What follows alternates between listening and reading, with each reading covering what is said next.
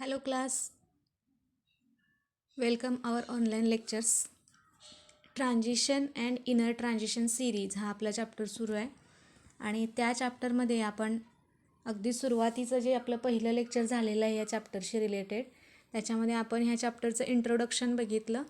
Then इंट्रोडक्शननंतर exactly हे transition element जे आहेत ते पिरियॉडिक टेबलमध्ये कुठं प्लेस केलेले आहेत म्हणजे त्याची पोझिशन बघितली होती आणि ह्या ट्रान्झिशन इलेमेंटशी रिलेटेड त्यांचं इलेक्ट्रॉनिक कॉन्फिगरेशन आपण बघितलं होतं. आणि इलेक्ट्रॉनिक कॉन्फिगरेशनमध्ये जे दोन इलेमेंट आहेत कॉपर आणि क्रोमियम ते ॲबनॉर्मल इलेक्ट्रॉनिक कॉन्फिगरेशन कसं दाखवतात इथंपर्यंतचे पार्ट किंवा हे पॉईंट आपण लास्ट लेक्चरला डिस्कस केलेले. तर आजच्या लेक्चरला ह्याच्या पुढचा जो पॉईंट येणार आहे तो आहे oxidation states of first transition series element. आपल्याला डी ब्लॉकशी रिलेटेड आपल्याला माहिती आहे total 4 series 3D 4D 5D आणि 6D अशा 4 सिरीज येतात आणि त्याच्यापैकी 3D सिरीज आपल्याला डिटेलमध्ये बघायचे आणि ती 3D सिरीज जी आहे ती स्टार्ट कुठनं होते ॲटॉमिक नंबर 21 पासून ॲटॉमिक नंबर 30 पर्यंत म्हणजे स्कँडियम ह्या इलेमेंटपासून स्टार्ट होते ती आणि झिंक ह्या इलेमेंटला एंड केली जाते. टोटल 10 इलेमेंट येतात त्याच्यामध्ये. आता आज त्या सिरीजशी रिलेटेड आपल्याला त्याच्या ऑक्सिडेशन स्टेट कशा व्हॅरी होतात ते बघायचं आहे. तर सगळ्यात अगोदर ऑक्सिडेशन स्टेट म्हणजे काय हे माहिती असायला पाहिजे. त्याची डेफिनेशन वगैरे आपण 11th पण बघितलेली आहे. तर काय असतं बघा ऑक्सिडेशन स्टेट म्हणजे एखादा तुमचा इलेमेंट आहे किंवा समजा एखादा आयन आहे त्या आयनवरती किंवा त्या इलेमेंटवरती जो न्यूमरिकल चार्ज असतो मग तो पॉझिटिव्ह असेल किंवा निगेटिव्ह असेल त्या न्यूमरिकल चार्जला त्या इलेमेंटची किंवा त्या आयनशी रिलेटेड ऑक्सिडेशन स्टेट म्हटलं जातं. आणि मग हा न्यूमरिकल चार्ज कधी येतो by the transfer of electron. Electron तिथनं ट्रान्सफर झाल्यानंतर म्हणजे काही वेळेला गेन होतात काही वेळेला लॉस होतात त्याच्याशी रिलेटेड हे आहे. त्या स्पेसिसला मग त्या न्यूमरिकल चार्जला त्याची ऑक्सिडेशन स्टेट असं म्हटलं जातं. हे डेफिनेशनचा पार्ट झाला. आता फर्स्ट ट्रान्झिशन सिरीज आपल्याला बघायचे त्याच्यामध्ये ऑक्सिडेशन स्टेट ज्या आहेत तर केअरफुली जर बघितलं तर आपण आउटर इलेक्ट्रॉनिक कॉन्फिगरेशन जे आहे ओव्हरऑल तुमच्या पूर्ण 3D सिरीजचं ते लिहिताना आपण कसं लिहितो तर प्रिसिडिंग इलेमेंट कोण असतो त्याचा अर्गॉन येणारा पिरियॉडिक टेबलमधला आणि आपण काय बघितलं होतं 3D आणि 4S अशा 2 सबशेल येतात. ओके 3D त्याच्यामध्ये 1 to 10 इलेक्ट्रॉन बसू शकतात आणि 4Sमध्ये 1 to 2 अशी कंडिशन असते त्याच्यामध्ये. हे आउटर इलेक्ट्रॉनिक कॉन्फिगरेशन आहे एकंदरीत पूर्ण 3D सिरीजशी रिलेटेड. आणि मग आपल्याला माहिती आहे कपॅसिटी जर आपण कन्सिडर केली तर डी सबशेलमध्ये मॅक्झिमम 10 इलेक्ट्रॉन बसतात आणि एस सबशेलमध्ये मॅक्झिमम 2 इलेक्ट्रॉन बसतात. मग जर डी सबशेल आपण कन्सिडर केली तर 10 इलेक्ट्रॉन त्याच्यामध्ये बसू शकतात. मग अनपेड इलेक्ट्रॉन तिथं बऱ्यापैकी राहू शकतात. आपण बघितले कॉन्फिगरेशन जेव्हा आपण बघितलं तेव्हा फुल फिल हाफ फिल अशा कंडिशन जर कन्सिडर केल्या तर त्याच्यामध्ये मॅक्झिमम अनपेड इलेक्ट्रॉन राहण्याचे चान्सेस असतात. आणि डी सिरीजशी रिलेटेड 3D सिरीजशी रिलेटेड एक फॅक्ट जर कन्सिडर केली तर हे जे ट्रान्झिशन इलेमेंट असतात त्यांचं एक फीचर आहे की व्हरायटी किंवा मॅक्झिमम ऑक्सिडेशन स्टेट हे 3D सिरीजचे इलेमेंट दाखवतात. म्हणजे पर्टिक्युलर +1 +2 असंच दाखवतील एवढंच दाखवतील असं नाही तर त्याच्यामध्ये व्हेरिएशन आपल्याला बघायला मिळतं. जो टॅब्युलर फॉर्म आहे तुमच्या टेक्स्टबुकमध्ये त्याच्यामध्ये आपण हे बघू शकतो. मग हे एक कॅरेक्टर आहे 3D सिरीजच्या एलिमेंटचं की ते व्हेरिएशन दाखवतात ऑक्सिडेशन स्टेटमध्ये. व्हेरिएशन दाखवायला रिस्पॉन्सिबल कोण आहे बघा तर इलेक्ट्रॉनचा लॉस तुमचा कुठनं होऊ शकतो तर 4Sमधले पण इलेक्ट्रॉन जाऊ शकतात आणि 3Dमधले पण इलेक्ट्रॉन तिथं जाऊ शकतात आणि आयन फॉर्म होऊ शकतात. मग डीमधले 10 इलेक्ट्रॉन किंवा यसमधले तुमचे 2 इलेक्ट्रॉन जसं त्याचं रिमूव्हल होणार तसं ऑक्सिडेशन स्टेटमध्ये व्हेरिएशन बघायला मिळणार. नाव हाव समजा जर 4Sमधले जर सिंगल इलेक्ट्रॉन गेला म्हणजे यस सबशेलची कपॅसिटी माहीत आहे 2 इलेक्ट्रॉन असतात समजा हा एक गेला तर तो M+ आता M म्हणजे इथं डिनोट काय केले बघा M म्हणजे तुमचा 3D सिरीजचा कुठलाही एखादा इलेमेंट असेल तो मोनो पॉझिटिव्ह फॉर्ममध्ये येऊ शकतो. समजा काही वेळेला दोन्हीचे दोन्ही इलेक्ट्रॉन गेले तर M2+ जे डायपॉझिटिव्ह केसमध्ये तो येऊ शकतो. अशा फॉर्ममध्ये जर यसमधले इलेक्ट्रॉन रिमूव्ह झाले तर आणि सपोज यसमधले इलेक्ट्रॉन रिमूव्ह झाल्यानंतर सपोज 3D शेल जी आहे त्याच्यामधले जर इलेक्ट्रॉन रिमूव्ह व्हायला चालू झाले तर मग तो +3, +4, +5 अशा फॉर्ममध्ये ऑक्सिडेशन स्टेटमध्ये व्हेरिएशन बघायला मिळतं.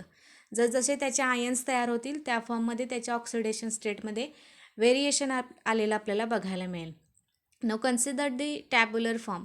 इथं तुम्हाला एका टेब्युलर फॉर्ममध्ये त्याचं व्हॅलन्स इलेक्ट्रॉनिक कॉन्फिगरेशन दिले आणि त्या इलेक्ट्रॉनिक कॉन्फिगरेशनशी रिलेटेड त्याच्या पॉसिबल ऑक्सिडेशन स्टेट काय काय येतात बघा.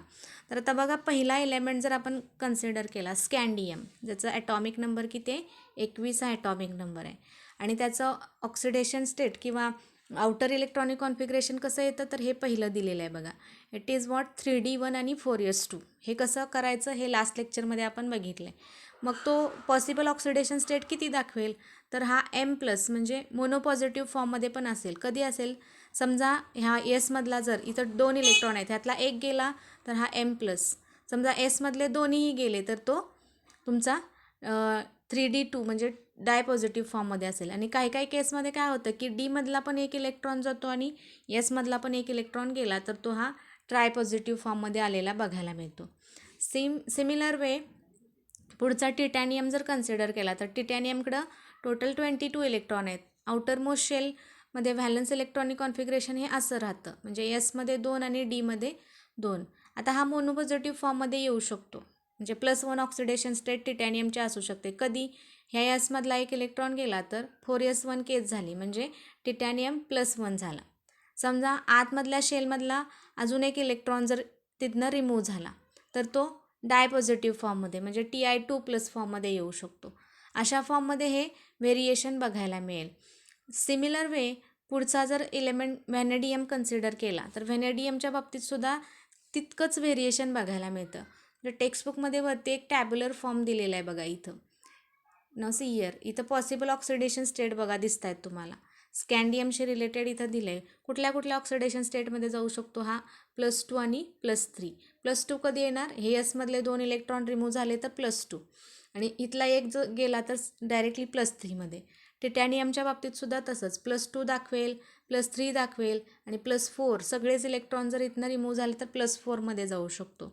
व्हॅनेडियमच्या बाबतीत पॉसिबल किती आहे बघा +2 आहे, +3 आहे, +4 आणि सगळेच गेले तर +5 फॉर्ममध्ये सुद्धा जातो तो.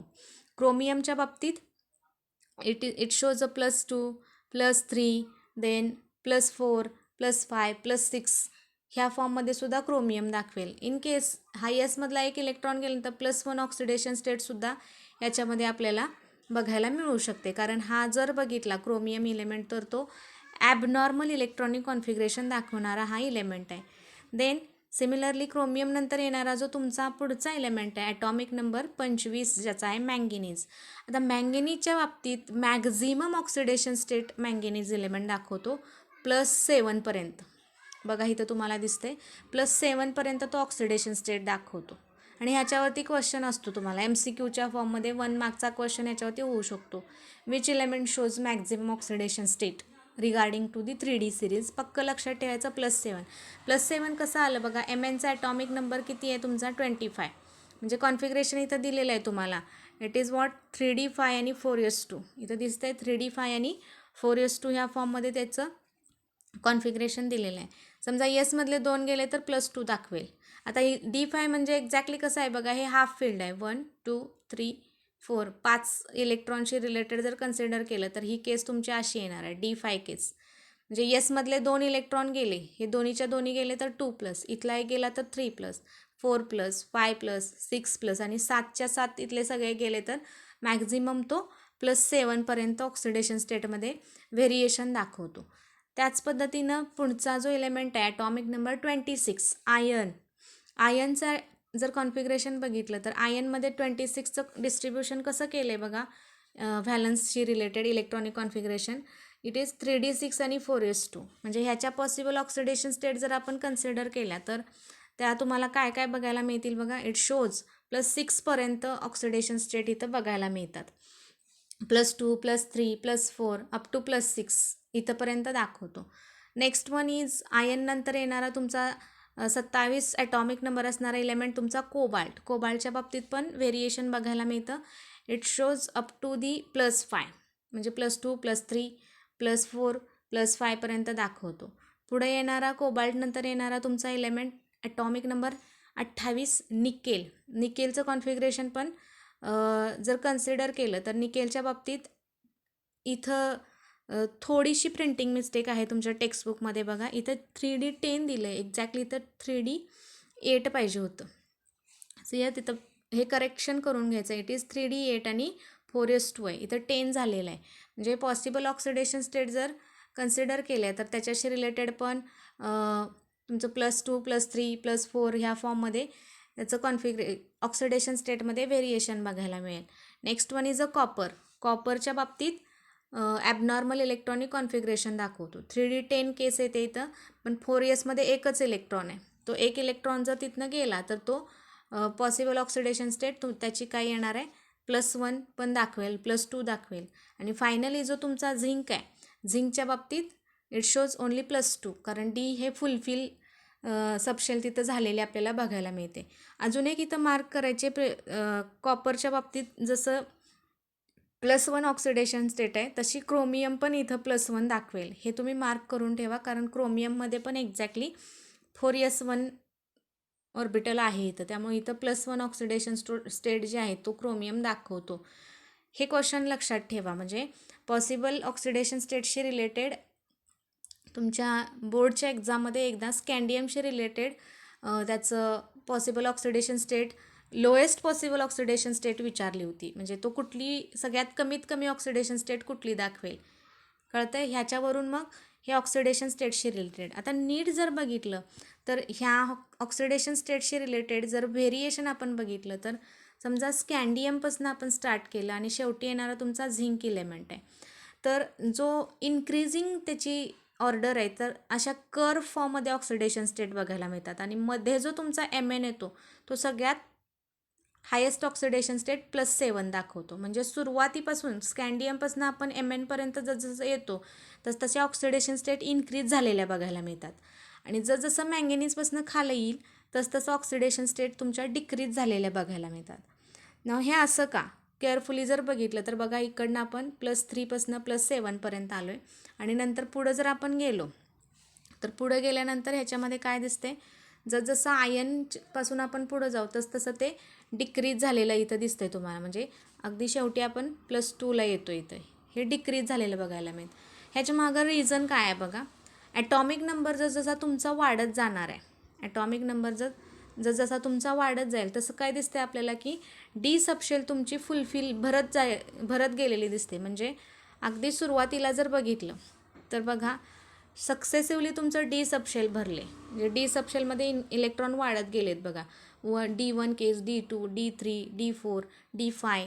नंतर कपॅसिटीनुसार जर कन्सिडर केलं तर पुढं Dमध्ये इथं 6 येतात, नंतर 7, 8, 10. म्हणजे शेवटी इलेक्ट्रॉन तुमचे D सबशेलमध्ये पेअरिंग व्हायला चालू होतं. आणि पेअरिंग झाल्यानंतर एक्झॅक्टली इलेक्ट्रॉन तिथनं रिमूव्ह केले जात नाहीत. त्यामुळं ऑक्सिडेशन स्टेट डिक्रीज झालेल्या बघायला मिळतात. हे लक्षात ठेवा, हे इम्पॉर्टंट आहे. हे ऑक्सिडेशन स्टेटशी रिलेटेड झालं. ह्याच्यावरती तुम्हाला क्वेश्चन कसा विचारला जातो बघा, explain the oxidation state of 3D series किंवा फर्स्ट ट्रान्झिशन सिरीजचे जे एलिमेंट आहेत त्याच्या ऑक्सिडेशन स्टेट एक्सप्लेन करा, असा क्वेश्चन विचारला जातो. मँगेनीजच्या बाबतीत जर कन्सिडर केलं तर मँगेनीजच्या बाबतीत तो हायेस्ट ऑक्सिडेशन स्टेट दाखवतो, हे पण विचारलं जातं. आता ह्या ऑक्सिडेशन स्टेटशी रिलेटेड तुम्हाला पुढं जाऊन कलर प्रॉपर्टीज आपण शिकणार आहे, तेव्हा परत एकदा ह्याचा रेफरन्स आलेला बघायला मिळेल. ओके स्टुडंट, देन पुढचा पार्ट आहे याच्यामधला physical properties of first transition element. आता ह्या ज्या फिजिकल प्रॉपर्टीज आहेत, ओके, 2 टाईपच्या प्रॉपर्टीज असतात, फिजिकल आणि केमिकल प्रॉपर्टी. त्याच्यामधल्या फिजिकल प्रॉपर्टी आपल्याला बघायच्या. तर फिजिकल प्रॉपर्टी जर कन्सिडर केल्या तर आपल्याला माहिती आहे ट्रान्झिशन एलिमेंटला प्लेस करताना कुठं प्लेस केले, तर एक्झॅक्टली मिडल पोझिशनला प्लेस केले. पिरियॉडिक टेबल कन्सिडर केला तर पोझिशन आपण बघितलेले आहे. Left hand side, right hand side जे आहे S ब्लॉक आणि P ब्लॉकच्या मध्ये हा तुमचा पूर्ण D ब्लॉक प्लेस केलेला आपल्याला बघायला मिळतो.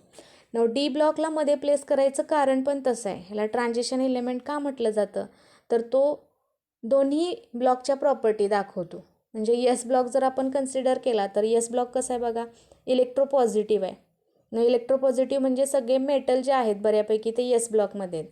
आणि पी ब्लॉक जर कन्सिडर केला तर पी ब्लॉकमध्ये इलेक्ट्रोनिगेटिव्ह कॅरेक्टर बघायला मिळतं. म्हणजे तिकडं बऱ्यापैकी सगळे तुमचे नॉन मेटल आहेत, मेटल पण आहेत आणि मेटलॉइड पण आहेत, पण मॅक्झिमम इलेक्ट्रोनिगेटिव्ह टाईपचं कॅरेक्टर जे आहे ते पी ब्लॉकमध्ये बघायला मिळतं.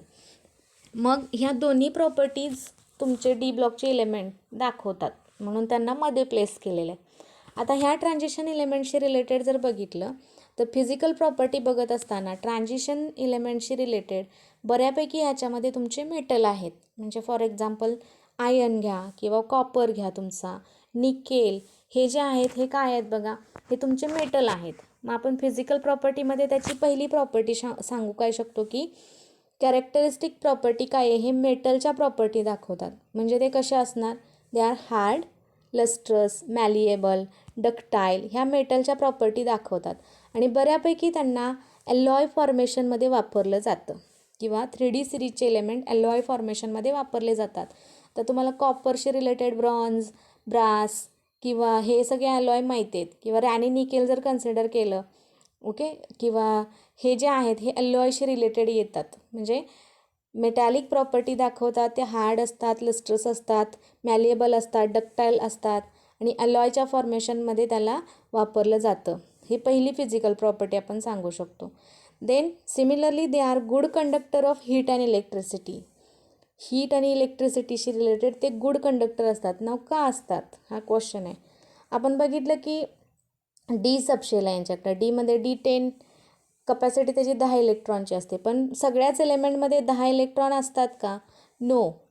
तर बऱ्यापैकी आपण बघितलं ना, D1पासून आपण D10पर्यंत आलो. म्हणजे डीमध्ये काही वेळेला 1 इलेक्ट्रॉन असतो, काही वेळेला 2 असतात, काही वेळेला 3 अँड सो ऑन. जसं ॲटॉमिक नंबर वाढत जाईल तसं डी सबशेल तुमचं भरत जातं किंवा भरलेलं आपल्याला बघायला मिळतं. मग ह्याच्यावरून आपण काय सांगू शकतो की डी सबशेल जे आहे त्या डी सबशेलमध्ये काय असतात, मॅक्झिमम अनपेड इलेक्ट्रॉन असतात. मॅक्झिमम काय असतात, अनपेड इलेक्ट्रॉन तिथं असतात. आणि अनपेड इलेक्ट्रॉनच कशाला असतात बघा, रिस्पॉन्सिबल असतात ना. आपण बघितले इलेक्ट्रॉन फ्लो जो आहे किंवा इलेक्ट्रॉनची जी मूवमेंट आहे, मोशन जे आहे, तीच रिस्पॉन्सिबल असते इलेक्ट्रिसिटी फ्लो व्हायला. त्यामुळं अनपेड इलेक्ट्रॉनची संख्या किंवा नंबर जास्त असल्यामुळं हे जे इलेमेंट आहेत ते हीट आणि इलेक्ट्रिसिटीचे गुड कंडक्टर असतात. मग सगळेच असतात का, तर तिथं एक्सेप्शनल केसेस येतात. एक्सेप्शन काय आहे बघा, तुमचा जर झिंक किंवा जर कॅडमियम किंवा मर्क्युरी हे इलेमेंट जर कन्सिडर केले तर ते हीट इलेक्ट्रिसिटीचे गुड कंडक्टर नसतात. का, तर झिंकचा ॲटॉमिक नंबर सगळ्यांना माहिती आहे किती आहे बघा, Zn. ॲटॉमिक नंबर त्याचा 30 आहे तुमचा. 30 इलेक्ट्रॉन असणाऱ्या झिंक इलेमेंटचं आउटर इलेक्ट्रॉनिक कॉन्फिगरेशन कसं येतं बघा, 3D10 आणि 4s2. इथं काय दिसतंय तुम्हाला, तर S ऑर्बिटल पण फुल भरलेला आहे आणि D ऑर्बिटल पण फुल भरलेला आहे. ओके, फुल भरले असल्यामुळं तिथले इलेक्ट्रॉन ऑलरेडी सगळे पेअर आहेत, अनपेड इलेक्ट्रॉन तिथं नाही आहेत. त्यामुळं हा झिंक असेल किंवा कॅडमियमच्या बाबतीतसुद्धा तेच, मर्क्युरीच्या बाबतीतसुद्धा तेच फुल भरलेले सबशेल असतात. त्यामुळे हे जे इलेमेंट आहेत हे 3 सोडले तर बाकीचे हे डी ब्लॉकचे इलेमेंट हीट आणि इलेक्ट्रिसिटीशी रिलेटेड गुड कंडक्टर असतात. आता पुढची प्रॉपर्टी जर कन्सिडर केली तर हे जे 3D सिरीजचे एलिमेंट आहेत त्यांचे मेल्टिंग पॉईंट जास्त असतात. म्हणजे फॉर एक्झाम्पल जर आपण आयर्न कन्सिडर केला, Feचा मेल्टिंग पॉईंट जवळजवळ 1000 डिग्रीशी रिलेटेड जर कन्सिडर, त्याच्या पण हाय असतं. किंवा तुमचं कॉपर घ्या, ओके, ह्या इलेमेंटचे जे आहेत ते मेल्टिंग पॉईंट वगैरे जास्त असतात ह्या इलेमेंटशी रिलेटेड. ह्याचं पण कारण काय आहे बघा, अनपेड इलेक्ट्रॉन असल्यामुळं अनपेड इलेक्ट्रॉनशी रिलेटेड जर बॉन्डिंग कन्सिडर केलं, अनपेड असेल तर ते अनस्टेबल फॉर्ममध्ये जातं आणि ते पेअरअप व्हायला बघतं. म्हणजे मॅक्झिमम टाईपचे हे बॉन्ड फॉर्म करत असताना स्ट्रॉंग बॉन्ड तयार करतात दुसऱ्याबरोबर जेव्हा कंबाईन होतील तेव्हा. आणि तो ब्रेक करायचा असेल तर तितकंच टेम्परेचर वाढणार. पण हे हार्ड इलेमेंट आहेत. आता सगळ्यांना माहिती आहे, लोखंड घ्या किंवा कॉपर घ्या, हे हार्ड असतात. याच्यामध्ये 2 मार्कचा एक क्वेश्चन आहे बघा. क्वेश्चन कसा विचारला जातो की कॉपर, आयर्न हे हार्ड असतात as compare to the zinc, cadmium किंवा मर्क्युरी. वाय? ह्याचं पण रिझन जर कन्सिडर केलं तर आता ह्या टेक्स्टबुक तुमच्या न्यू सिलेबसमध्ये तो पॉईंट दिलेला नाही आहे, पण हे लक्षात ठेवा, हा 2 मार्कचा क्वेश्चन आहे. ओके. झिंक, कॅडमियम आणि मर्क्युरी जर कन्सिडर केला, आत्ता सांगितलं मी तेच, डी सबशेल फुलफिल आहे. फुलफिल असल्यामुळे ह्याला दुसऱ्या कुणाबरोबर पेअर व्हायची गरज नाही आहे. त्यामुळे हे एलिमेंट कसे असतात, सॉफ्ट नेचरचे असतात as compare to the Fe किंवा कॉपर. आयर्न आणि झिंक जर कम्पेअर केला तर झिंक हा सॉफ्ट असतो आयर्नपेक्षा, कारण ह्याची डी सबशेल फुल भरलेले आहे, पण तीच Feमध्ये D6 केस आहे, म्हणजे ह्याच्याकडं अनपेड इलेक्ट्रॉन येतात आणि अनपेड इलेक्ट्रॉन असल्यामुळं हा दुसऱ्याबरोबर बाइंड होताना स्ट्रॉंग टाईपचा बॉन्ड, कोव्हॅलंट टाईपचा बॉन्ड इथं प्रिपेअर करतो आणि तो बॉन्ड जर ब्रेक करायचा असेल तर त्याला तेवढंच जास्त टेम्परेचर पण रिक्वायर असतं. This is question regarding to the 2 marks. हे लक्षात ठेवायचं आहे. त्यामुळे ह्याच्यामध्ये व्हेरिएशन आपल्याला बघायला मिळतं. हे एलिमेंट हार्ड का असतात आणि हे एलिमेंट सॉफ्ट का असतात, अशा ह्या एकंदरीत ह्याच्या फिजिकल प्रॉपर्टी आहेत. Okay. Regarding to the physical property 2 मार्क्सला तुम्हाला विचारू शकतात, explain the physical properties of first transition series.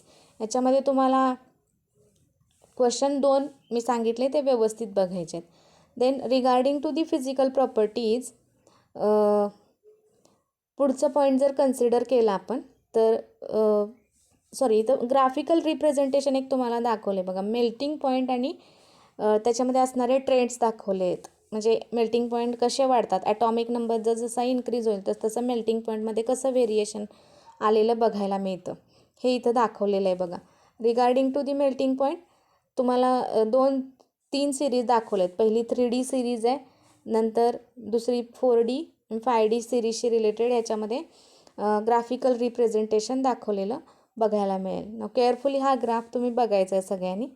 Then पुढचा पॉईंट येतो ह्याच्यामधला फिजिकल ट्रेंड्स. तर फिजिकल ट्रेंड आपण पिरियॉडिक टेबल जेव्हा बघितला होता 11थमधला तुमचा चॅप्टर, त्याच्यामध्ये आपण फिजिकल ट्रेंड बघितलेत. वेगवेगळ्या टाईपचे फिजिकल ट्रेंड असतात. मग त्याच्यामध्ये ॲटॉमिक रेडियस येते, आयोनिक रेडियस येते, देन इलेक्ट्रोनिगेटिव्हिटी येते, आयनायझेशन एन्थाल्पी येते. हे असे वेगवेगळे फिजिकल ट्रेंड्स असतात. मग 3D सिरीजशी रिलेटेड पहिला फिजिकल ट्रेंड आहे ॲटॉमिक अँड आयनिक रेडियस. ह्याचे डेफिनेशन सगळ्यांना माहीत असेल अशी अपेक्षा आहे, तरी पण परत एकदा सांगते मी. ॲटॉमिक रेडियस म्हणजे काय असतं बघा, हे इंटर न्यूक्लिअर डिस्टन्स असतं, म्हणजे सेंट्रली प्लेस तुमचा हा न्यूक्लियस आणि ह्या त्याच्या बाहेर येणाऱ्या शेल, हा समजा तुमचा ॲटम आहे आणि इंटरन्यूक्लिअर डिस्टन्स न्यूक्लियस आणि आउटरमोस्ट शेलमधलं जे काही डिस्टन्स असतं त्याला म्हटलं जातं atomic radius. Okay. Distance between centrally place nucleus and the electron from the outermost shell याच्यामधला असणारा अंतर हे ॲटॉमिक रेडियस. आयनिक रेडियससुद्धा तशीच, फक्त जो तिथली एंटिटी असते ती कोण असते, आयनच्या फॉर्ममध्ये असते. डेफिनेशन तीच आहे ना, सेंट्रली प्लेस तुमचा न्यूक्लियस आणि आउटरमोस्ट शेलमध्ये असणारा इलेक्ट्रॉन, पण तो आयन आहे. यांच्यामधलं जे अंतर त्याला आयनिक रेडियस असं म्हटलं जातं. मग आयनिक रेडियस आणि ॲटॉमिक रेडियसमध्ये काय व्हेरिएशन बघायला मिळतं, तर जर नीट कन्सिडर केलं आपण, आपल्याला माहिती आहे आपण पिरियॉडिक टेबलमध्ये जसं लेफ्ट टू राईट म्हणजे S ब्लॉककडनं P ब्लॉककडं जसं जाणार तशी तुमची ॲटॉमिक रेडियस जी आहे त्याच्या व्हॅल्यूमध्ये काय चेंजेस बघायला मिळतात ते आपण शिकलेलो आहे. Regarding to the 3D series इथं दिलं आहे बघा, ट्रान्झिशन सिरीजशी रिलेटेड जर कन्सिडर केलं, जसं आपण लेफ्ट टू राईट पिरियॉडिक टेबलमध्ये जाऊ तसं ही जी ॲटॉमिक आणि आयनिक रेडियस जी आहे त्याची व्हॅल्यू ग्रॅज्युअली डिक्रीज झालेली बघायला मिळते. ओव्हरऑल तसंच होतं ते. आणि जसं आपण ट्रान्झिशन सिरीजशी रिलेटेड लेफ्ट टू राईट हे डिक्रीज होण्याचं कारण काय आहे, तर तिथं जो न्यूक्लिअर चार्ज असतो तो लेफ्ट टू राईट वाढत जातो, 1-1 युनिटनं वाढत जातो. आणि त्यामुळं काय होतं की जी तुमची पेन अल्टिमेट शेल आहे किंवा आपण डी सबशेल म्हणतो, ती एका इलेक्ट्रॉननं फिलअप केली जाते आणि ती फिलअप झाल्यामुळं जे तुमचं डी ऑर्बिटल आहे ते डिफ्यूज व्हायला लागतं. डिफ्यूज झाल्यानंतर काय होतं, तिथं स्क्रीनिंग इफेक्ट क्रिएट केला जातो. स्क्रीनिंग इफेक्ट आपण बघितला होता, काय असतं बघा, हे त्याला शिल्डिंग इफेक्ट म्हटला जातो. म्हणजे इनर शेलमधले जे इलेक्ट्रॉन असतात ना ते काय करतात, एका शिल्डसारखं बिहेव करतात. शिल्डसारखं बिहेव करून सेंट्रली प्लेस न्यूक्लियस आणि आउटरमोस्ट शेलमधला इलेक्ट्रॉन यांच्यामधलं अट्रॅक्शन कमी करायला बघतात. आणि ही जी मधली शेल असते ती कुठली, डी सबशेल असते. एक्स्ट्रा इलेक्ट्रॉन येणारे सगळे तुमच्या डी सबशेलमध्ये ॲड झाल्यामुळं हे डी सबशेल काय व्हायला लागतं, डिफ्यूज व्हायला लागतं. आणि डिफ्यूज झाल्यानंतर तो स्क्रीनिंग इफेक्ट तिथं वाढलेला आपल्याला बघायला मिळतो. आणि तो वाढल्यामुळं काय होतं, इफेक्टिव्ह जो न्यूक्लिअर चार्ज आहे तो तिथला वाढत गेलेला बघायला मिळतो, इन्क्रीज होत जातो. जसं ॲटॉमिक नंबर वाढणार तसा इफेक्टिव्ह न्यूक्लिअर चार्ज वाढणार. आणि इफेक्टिव्ह न्यूक्लिअर चार्ज वाढल्यामुळं स्क्रीनिंग इफेक्टची व्हॅल्यू पण वाढणार. आणि ती वाढल्यामुळं ऑटोमॅटिकली काय होणार, तुमची ॲटॉमिक रेडियसची व्हॅल्यू काय झालेली बघायला मिळेल, त्याची व्हॅल्यू डिक्रीज झालेली, ग्रॅज्युअली डिक्रीज झालेली बघायला मिळेल. आपण लेफ्ट टू राईट जसं जाऊ तसं. आयनिक रेडियसच्या बाबतीत सुद्धा तेच बघायला मिळतं आपलं. जसं ॲटॉमिक रेडियसची व्हॅल्यू डिक्रीज होती तशी आयनिक रेडियसची व्हॅल्यूसुद्धा तुमची डिक्रीज व्हायला लागते. आता आपण बघितलं ना, ऑक्सिडेशन स्टेटमध्ये व्हेरिएशन बघायला मिळतं आपल्याला. म्हणजे ह्या कर्व फॉर्ममध्ये ऑक्सिडेशन स्टेट असतात मॅक्झिमम +7पर्यंत. हे असं वाढत गेलेलं बघायला मिळतं, नंतर डिक्रीज झालेलं बघायला मिळतं. म्हणजे आपण +1 +2 अगदी +7पर्यंत जातो. हे काय आहे, रिमूव्हल होतात इलेक्ट्रॉन.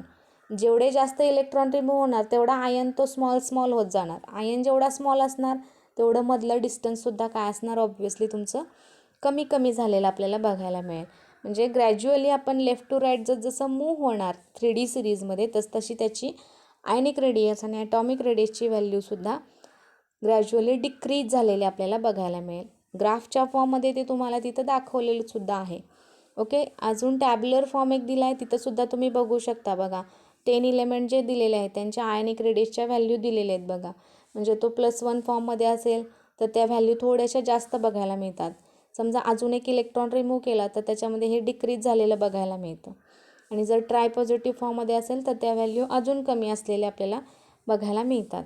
हे पहिला फिजिकल ट्रेंड आहे regarding to the 3D series element. Atomic आणि आयनिक रेडियस जे आहेत त्याच्यामध्ये हे व्हेरिएशन बघायला मिळतं. ह्याच्यावरतीसुद्धा तुम्हाला एक्सप्लेन म्हणून क्वेश्चन विचारू शकतात. Explain the physical trend atomic and ionic radii of 3D series element. It is regarding to the first physical trend. जो नेक्स्ट फिजिकल ट्रेंड आहे तुमचा आयोनायझेशन एन्थाल्पीशी related. We will see it in a next lecture. Okay student, bye.